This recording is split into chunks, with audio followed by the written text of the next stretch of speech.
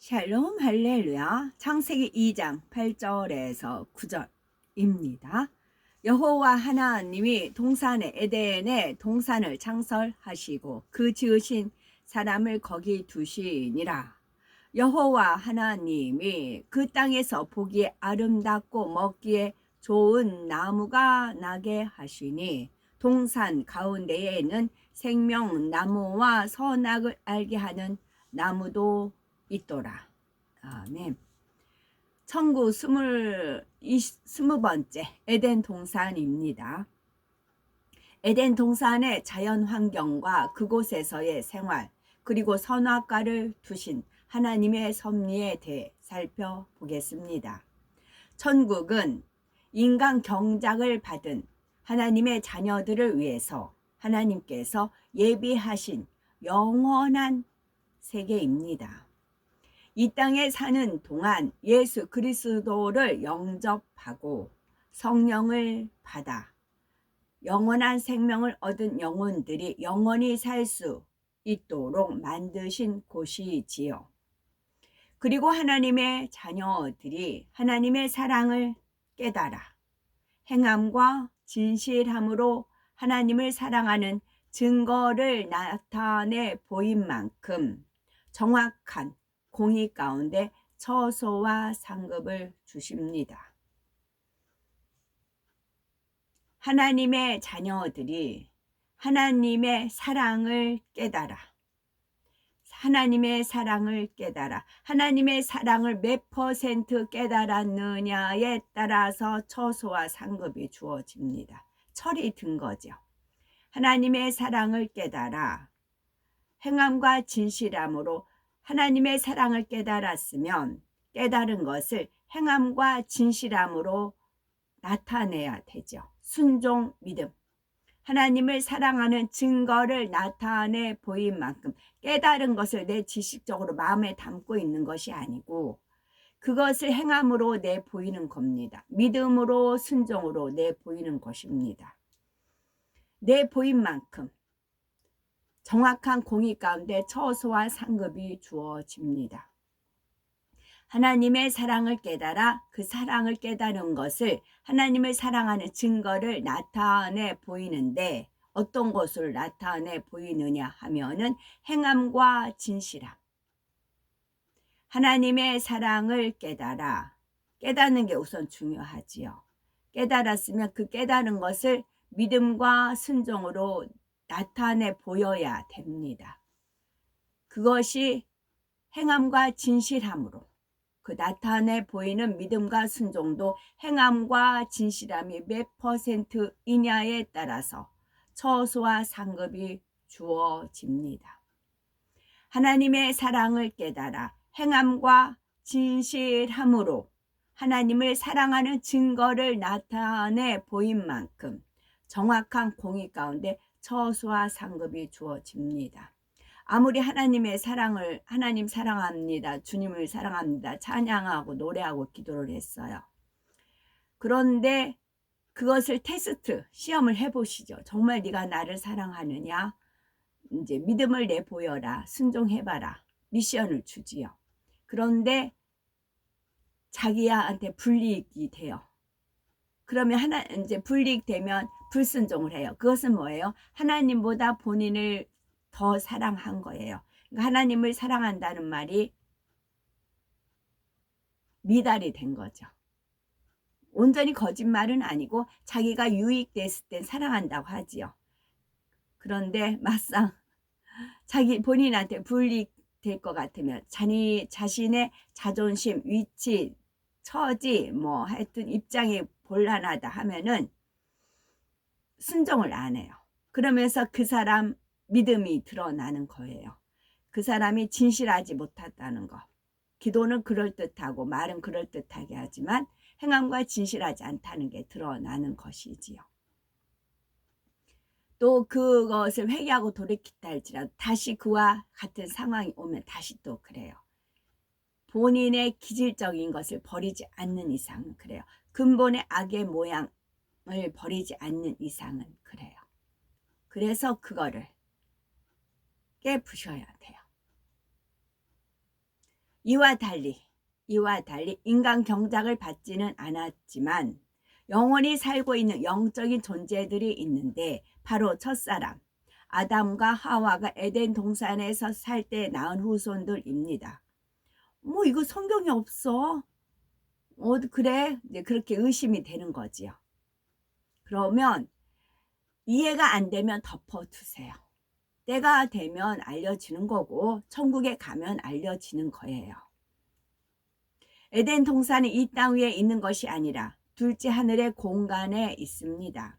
아담과 하와는 에덴 동산에서 생육하고 번성하여 무수한 후손을 얻었으며 죄를 지어 쫓겨난 사람은 오직 아담과 하와뿐이지요. 따라서 에덴 동산에는 지금도 무수한 아담의 후손들이 살고 있습니다.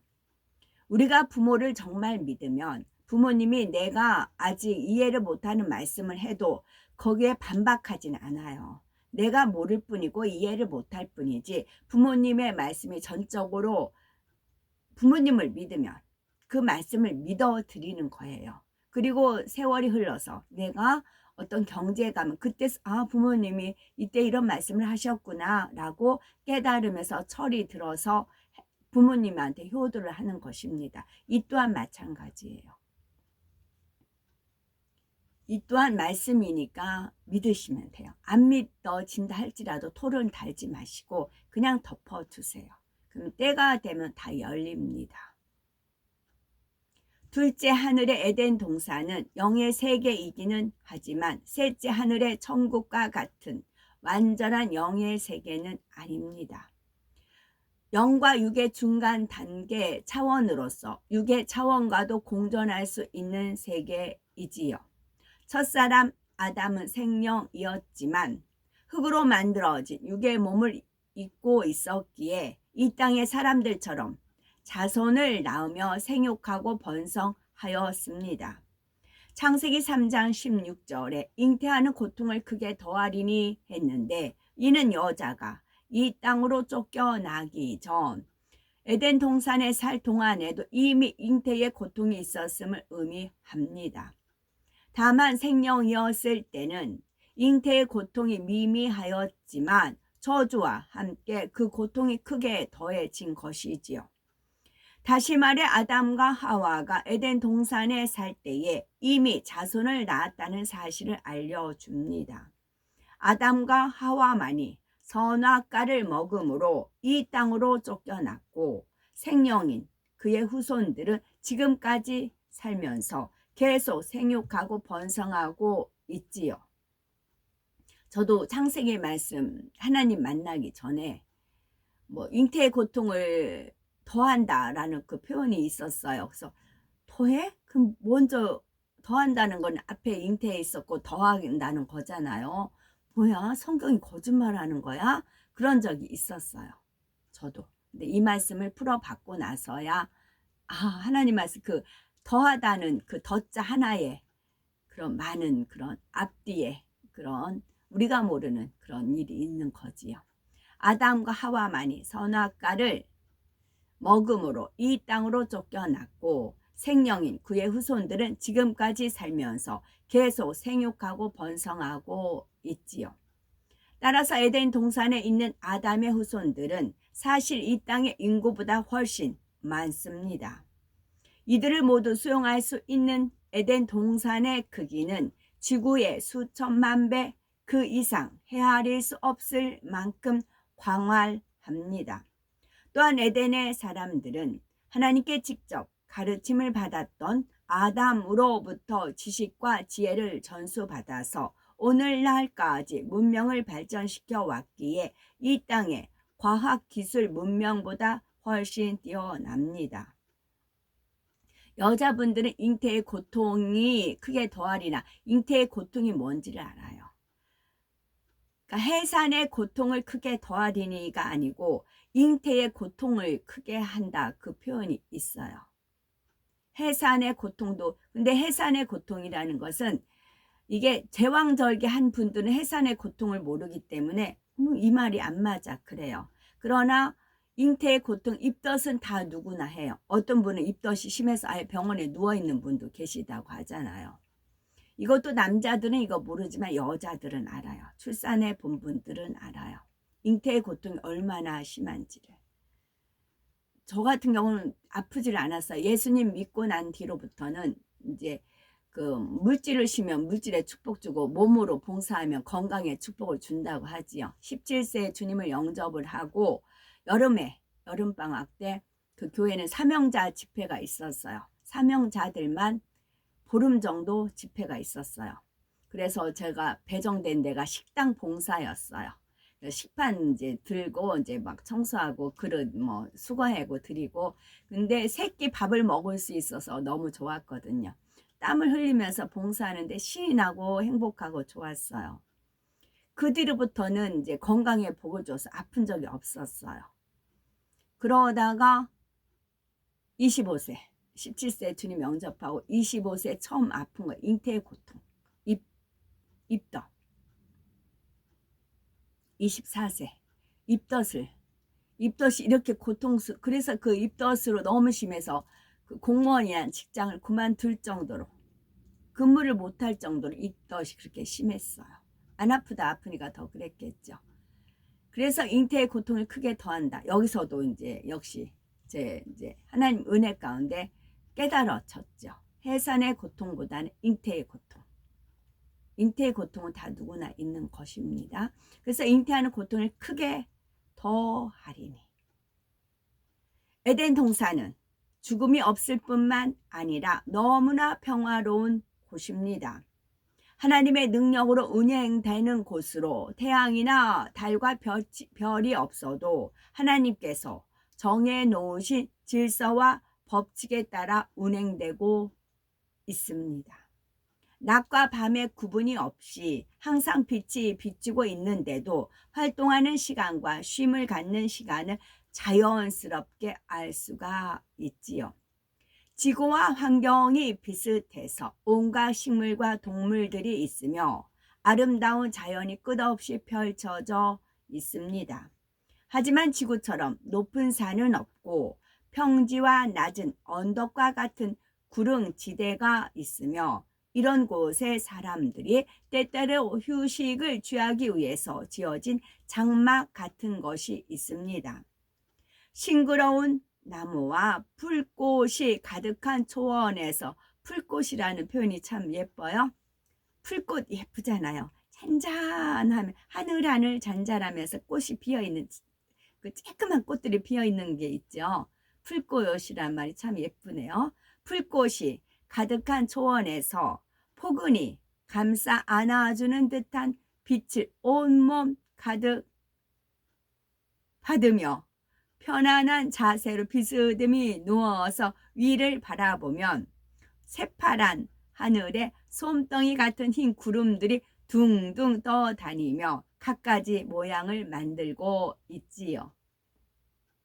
저만치 내려다 보면은 눈부시게 반짝이는 아름다운 호수가 펼쳐져 있으며 달콤한 꽃향기를 품은 바람이 부드럽게 얼굴을 스치고 지나갑니다. 그래서 달콤한 꽃향기를 품은 바람이, 여기서 제가 그 아지트 여름에 가면 토끼풀에 그 꽃이 있어요. 그러면 정말 꽃향기 진해요. 거기서 벌들이 윙윙윙 날아다녀요. 그 토끼풀 그 꽃에 향기가 많은가 봐요. 그러면 진짜 그 푸르름의 그 향이 나와요. 그 토끼풀 꽃을 또 뭐 목걸이 만들고 반지 만들고 뭐 그러잖아요. 그런 꽃향기를 아지트에 가면 이제 겨울 지나고 또 5월, 6월 돼야 되겠네요. 달콤한 꽃향기를 품은 바람이 부드럽게 얼굴을 스치고 지나갑니다. 그곳에서 사랑하는 사람들과 즐거운 대화를 나누며 거닐기도 하지요. 때로는 넓게 펼쳐진 풀밭이나 꽃 무더기 위에 누워서 꽃잎을 어루만지며 향기를 맡을 수가 있고, 크고 탐스러운 과일들이 풍성하게 열린 나무 그늘 아래 누워 쉬기도 하며 마음껏 과일을 따 먹을 수도 있습니다. 호수와 바다에는 형형색색의 물고기들이 논이는데 마음만 먹으면 조금 떨어진 바닷가에 가서 하얗게 반짝이는 모래밭을 거닐기도 하고 맑고 푸른 파도를 타고 즐기며 물고기처럼 마음껏 수영할 수도 있지요. 귀엽고 예쁜 동물들이 눈망울을 반짝이며 다가와 재롱을 떨기도 하고 넓은 조원에는 여러 동물들이 평화롭게 어울려 놀고 있습니다. 이처럼 잔잔한 평안과 기쁨이 가득한 곳이 에덴 동산입니다. 에덴 동산 사람들은 땀 흘려 일하지 않아도 원하는 대로 먹을 수가 있고 마음껏 뛰어놀 수도 있습니다. 염려, 근심, 걱정이 전혀 없으며 오직 평화만 가득하지요. 에덴 동산은 모든 것이 하나님의 능력과 질서 가운데 운행되기에 수고하지 않아도 영원한 삶을 영위할 수가 있습니다. 파라다이스이죠. 지구와 비슷한 환경을 지닌 이곳에는 이 땅에서 볼 수 있는 것들이 대부분 존재하며 처음 만들어진 때부터 지금까지 전혀 오염되거나 변질된 것이 없기 때문에 이 땅과 달리 맑고 아름다운 상태를 그대로 유지하고 있지요. 에덴 동산에서는 대부분 옷을 입지 않고 벌거벗은 채로 생활합니다. 악이 전혀 없기 때문에 부끄러워한다거나 가늠하는 마음이 전혀 없지요.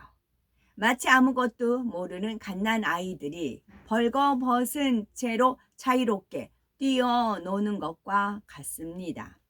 모든 환경이 옷을 입지 않고 살아도 될 만큼 가장 알맞은 상태이며 몸을 찌르는 가시나 해로운 벌레 같은 것도 전혀 없어서 아무런 불편함이 없습니다.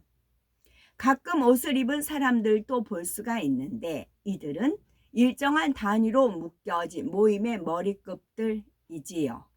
에덴 동산에도 질서와 규율이 있어서 머리급이 존재하는데 이들이 일반 사람들과 구분되게 옷을 입고 있는 것은 자신들의 주의를 나타내는 수단일 뿐 몸을 가리거나 보호하기 위해서 혹은 치장하기 위해서가 아닙니다.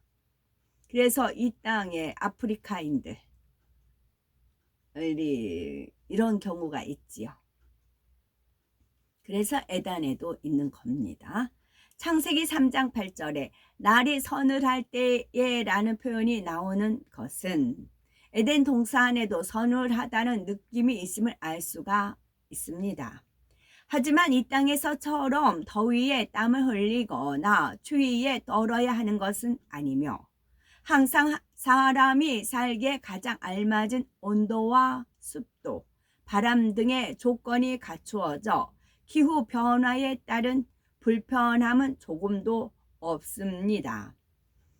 또한 에덴 동산은 낮과 밤이 있는 것이 아니라 하나님의 빛으로 둘러 있어서 항상 낮과 같은 생활을 할 수가 있지요. 다만 에덴 동산에 사는 사람들도 때를 쫓아 휴식을 취하는 시간이 있는데 특이한 것은 기온의 변화를 통해서 활동하는 시간과 휴식의 시간을 알게 된다는 점입니다. 이처럼 에덴 동산은 시간의 흐름에 따라 날이 밝아지고 어두워지는 것이 아니라 항상 낮과 같이 밝은 상태에서 기온의 조절에 따라 시간을 구분합니다. 기온이 변한다고 해서 이 땅에서 서늘하다고 느낄 만큼 온도가 떨어지는 것은 아니며 쾌적함을 느낄 수 있는 가장 아름다운 휴식의 환경이 되는 것이지요.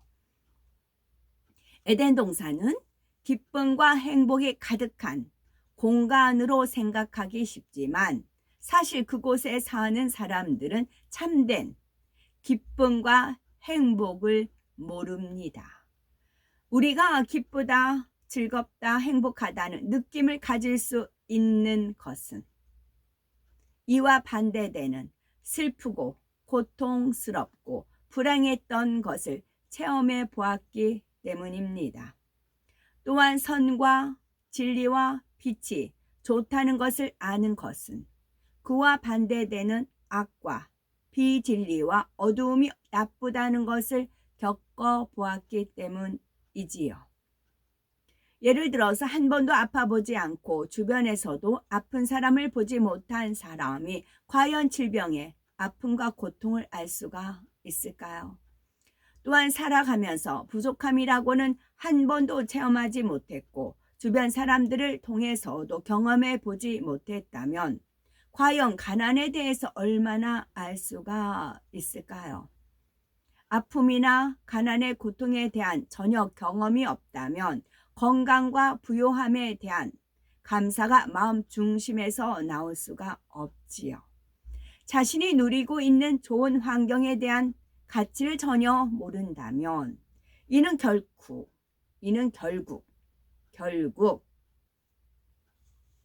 한국 결국 떡국 결국 행복의 가치를 모르는 것입니다. 에덴 동산에 살고 있는 아담의 후손들이 바로 이와 같이 상대성을 전혀 모르는 상태였던 것입니다.